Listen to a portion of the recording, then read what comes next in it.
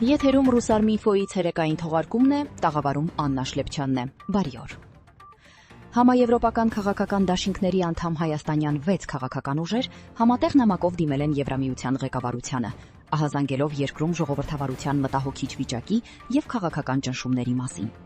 Նամակի հեղինակները պնդում են, որ կառավարության ժողովրդավարական կերպարը մոլորեցնող է, քանի որ իրականում թուլացվում են ինստիտուցիոնալ հակակշիռները եւ թիրախավորվում են քաղաքական հակառակորդներն ու հոգեվորականները։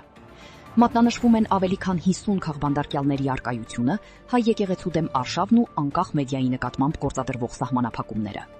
Փաստաթղթում անդրադարձ է կատարվում նաև Ադրբեջանում պահվող 19 հայ ռազմագերիներին եւ Արցախի մշակութային ժառանգության համակարգված ոչնչացմանը։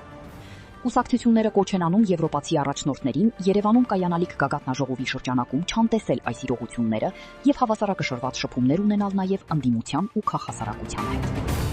Էկոնոմիկայի նախարարությունը պարզաբանում է տարածել հեղուկ գազի շուկայում ստեղծված իրավիճակի վերաբերյալ, մատակարարման խնդիրները պայմանավորելով Լարսի անցակետում լոգիստիկ դժվարություններով եւ կուտակումներով։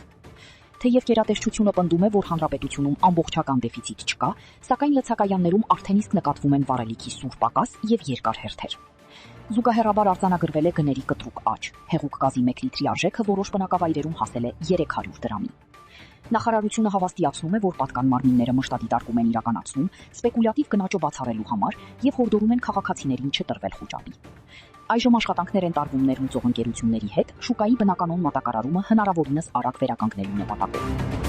Երևանի Սուրբ Աննա եկեղեցում վարչապետ Նիկոլ Փաշինյանի մասնակցությամբ տեղի ունեցած միջադեպի գործով 18-ամյա Դավիթ Մինասյանի առաջին դատական նիստը հետաձգվել է։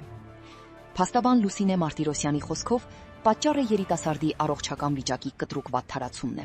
Նա այժմ գտնվում է բժիշկների խիստ հսկողության ներքո։ Հիշեցնենք, որ մարտի 29-ին եկեղեցում տեղի ունեցած վեճի հետևանքով դպրոցականը 2 ամսով կալանավորվել էր խուլիգանության եւ պաշտոնատար անձի գործունեությանը միջամտելու մեղադրանքներով։ Կալանավորումից հետո Դավիթ Մինասյանը մի քանի անգամ գիտակցության կորուստ է ունեցել։ Ստեղծված իրավիճակում պաշտպանական կողմը պնդում է, որ նիստերի անցկացումն անհնար է մինչև երիտասարդի առողջության վերականգնումը։ Բյուրեղավանում խմելու ջրից թունավորված եւ Աբովյան բուժ կենտրոն հոսպիտալացված քաղաքացիների մեծ մասն արդեն դուրս է գրվել, իսկ հիվանդության տարածումը մարում է։ Թեև Veolia ջուր ընկերությունը նախկինում պնդում էր, թե ջրի որակի շեղումներ չկան, հիվանդությունների վերահսկման եւ կանխարգելման ազգային կենտրոնը նմուշարման մեջ հայտնաբերել է կոլիֆորմ մանրեներ եւ մի շարք վտանգավոր վիրուսներ։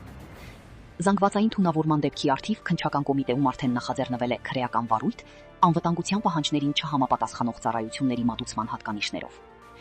Հիշեցնենք, որ ապրիլի 21-ից մեկնարկած աղիքային վարակի հետևանքով ահազանգերի թիվը կարճ ժամանակում հասել էր 63-ի։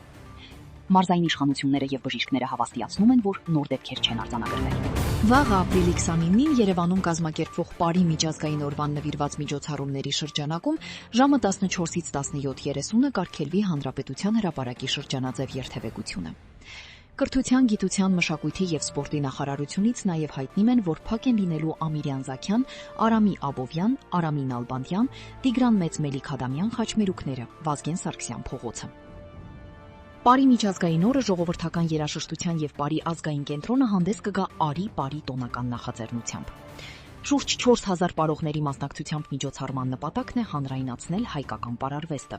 ապահովել հասարակության լայն շերտերի ակտիվ մասնակցությունն ազգային պարարվեստի ժառանգության պահպանման ու արժևորման գործում։ Համացանցում տեսանյութ է տարածվել, որտեղ օտարերկրացի աղջիկը Մոսկվայում հայերեն երգ է կատարում։ Կատարումից առաջ նա նշել է, քանի որ գտնվում է հենց այդ խորհրդանշական վայրում, հայկական նրբանցքում, ուրեմն այստեղ պետք է հնչի միայն հայկական երգ։ Քանի տեխա մեր բախումա ցարլան տեխա հակովե տեխա ախ սիրում եմ հետես բարել կանչում եմ մեր այգում գեչի արես բարել չի գիտի Բարձր տրամադրություն եմ մաղթում։ Շնորհակալություն, որ մեզ հետ էիք։ Կհանդիպենք մեր ամփոփիչ թողարկմանը։